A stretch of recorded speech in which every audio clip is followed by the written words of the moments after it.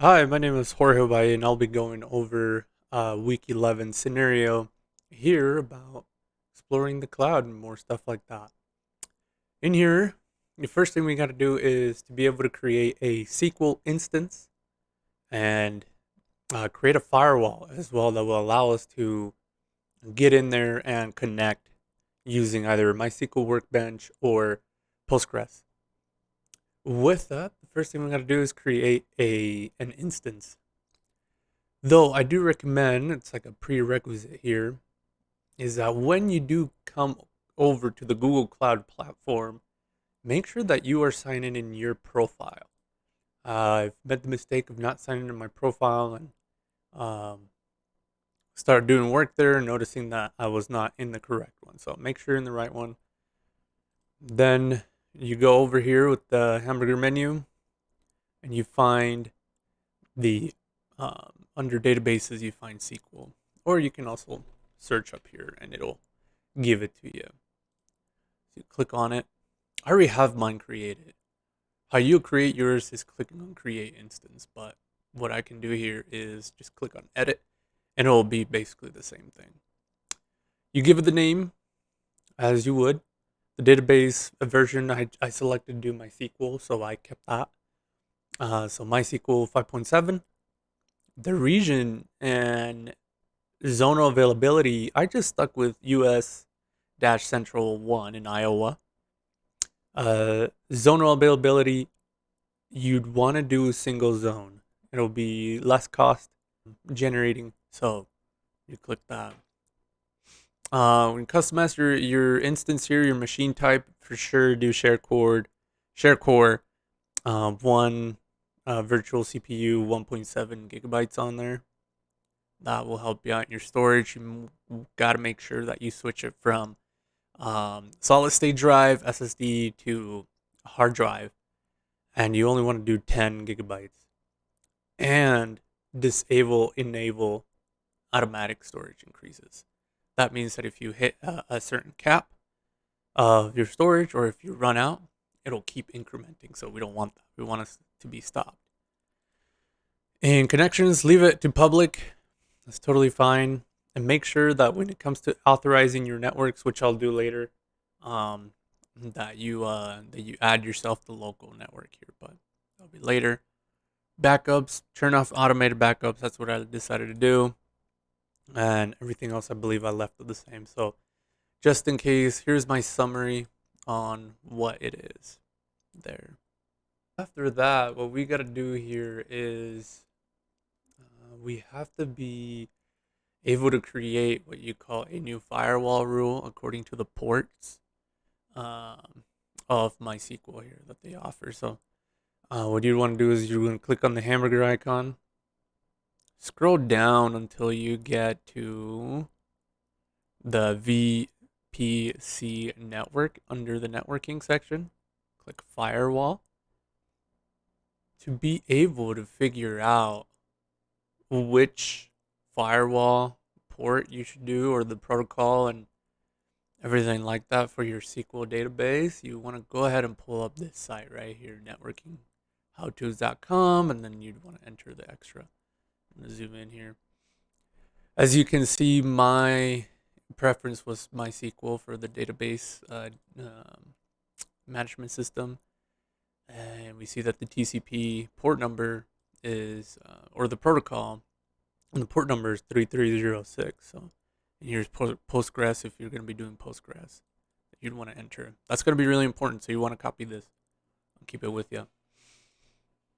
Back here, you want to create on or click on create firewall rule. And since I've already created mine, as you can see, MySQL TCP here, I'm just going to click on it, but you'd want to click on create firewall. I'm going to hit edit. And I gave it this name, just very generic. It's up to you what you want to name it. Give it a description. Logs, I didn't click on any of that. Network, priority, I left it to default, I believe. Um, you do all instances in the network. And when it says right here IPv4 ranges, leave it as it is, but you do want to type in your basically uh, your IP, or you'd want to list this according to like if you were in a local network, but you just do the default of 0 and /0. So you do that. Then we want to, when it comes to the protocols and ports, we want to be able to specify a specific one. So you want to select that TCP3306 and then save it. After you save it, you can go ahead and go back to your, not your compute engine, but you want to go to the SQL instance that you created. In here, we got to make sure that we have, uh, you have your connection set up correctly that will allow that network to get in here. Keep in mind that when you're connected to MySQL, you're going to be using this connection name, and then you're going to be using this public address, and I'll show you here in just a little bit. Go to connections, and in here, once you select the public IP, below you want to click on add network. You just give it a normal name. I just called it local, and the network, you put the one that we put in the firewall, 0.0.0.0 /0. That's what you want to do. You hit done and save. Make sure you save it. It'll give you like an icon right here that says it's edited. And once you have that, you're ready to go. You're ready to connect to MySQL. Here's how MySQL Workbench looks like. I don't have much experience, but it works very similarly to Microsoft SQL Server.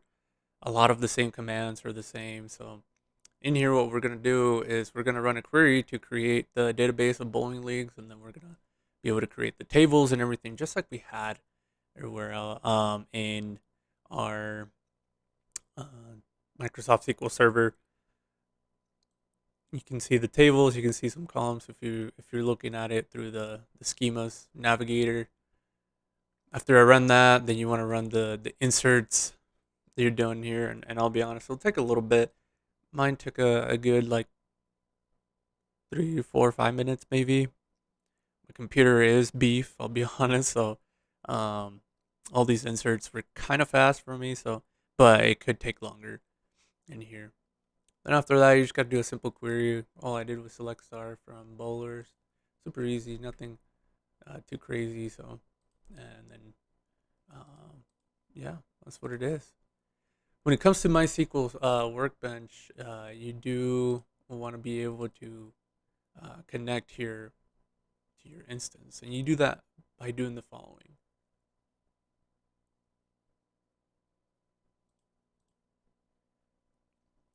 When you are in this page here, what you'd want to do where it says MySQL Connects is you want to hit the plus sign. It's already have one created. I don't have to, but I'm going to show it for demo purposes. You'd hit the plus sign. It says connection name, and this is where you're going to go back and forth with your um, for what we have here for your connections, right? Connection name, you want to copy that, and that's where you want to put it right here in your side. So I'm going to put it side by side. You grab that, you put it up top. You leave the connection method to what it is, which is standard TCP/IP. Hostname, which is basically the what it's asking is the public IP address. So you copy this guy right here. You put it in there. The username is going to be root, but if you remember in the SQL, you were when you're creating the instance, it did ask you to create a password. Make sure you saved it, and you want to click on store and in Vault. You put it in here, hit OK. You don't do anything for default schema. What I did to verify that this was good to go, I clicked on test connection, and that lets me know if it works or not. If it doesn't work, you gotta check what you typed in, what you have here, if you have your firewall up and going, and things like that. But if it's good to go, it'll tell you that it was successful in there. So since I do have it successful, it'll load this thing right here, and it'll dump you in here. Which, since I already had mine created, and since my database is already, and actually I would need to specify which database we want to use here. And I believe MySQL might be case sensitive. I think it is. So you see right here, you got administration. You're going to go to schemas, and then you'd want to type this out: bowling league example. Okay, there you go. Again, it is case sensitive as you saw here. So you have to type it just as it is right here. If you want to look at the tables, you just open them up just like as you would. Take a look at it. So super nice. And that is basically it.